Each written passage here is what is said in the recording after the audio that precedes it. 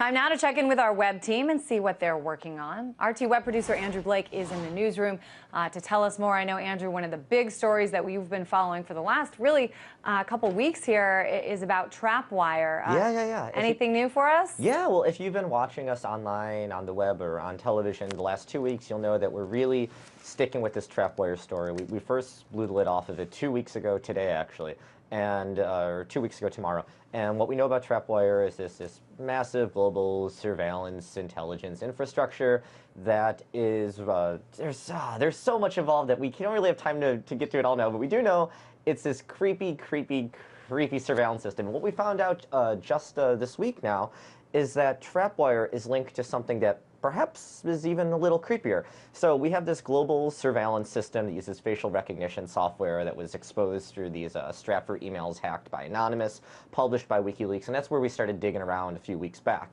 But now we see that TrapWire was owned by a company called Cubic Corporation. At least there's papers that say as much.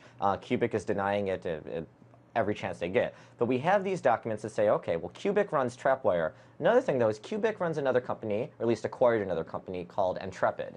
And what we've discovered is that Intrepid has been touting around a whole other program that was used to allegedly spy on so-called anarchists. And if they're looking for anarchists to disrupt things in America, do you know where they're looking?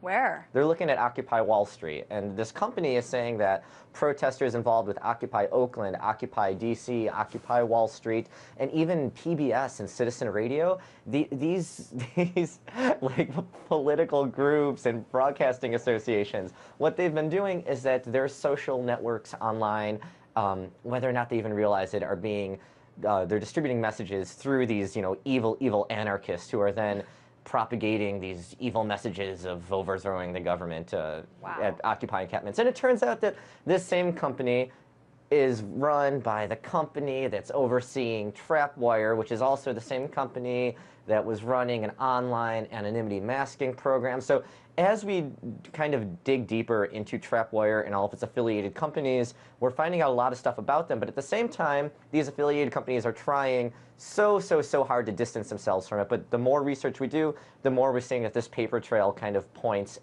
to putting the right people in the right place. Oh, the crazy webs they weave. Andrew, we have about 20 seconds left. Anything else we should keep our eyes out for? Yeah, I wrote something earlier today, actually. If you're flying anytime this week, keeping in mind a man who was trying to go from Buffalo, New York to Phoenix, Arizona, I believe, over the weekend, was yanked off a plane and had to kind of rearrange his whole weekend because he was wearing an anti-TSA shirt. So just dress responsibly, okay?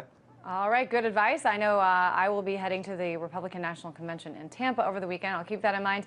I do like your Black Flag t-shirt, Andrew. Very fashionable. Oh, gosh, thanks. I'm trying. All right, RT web producer Andrew Blake with a preview of what's trending today. Thanks. Thanks, Chrissy.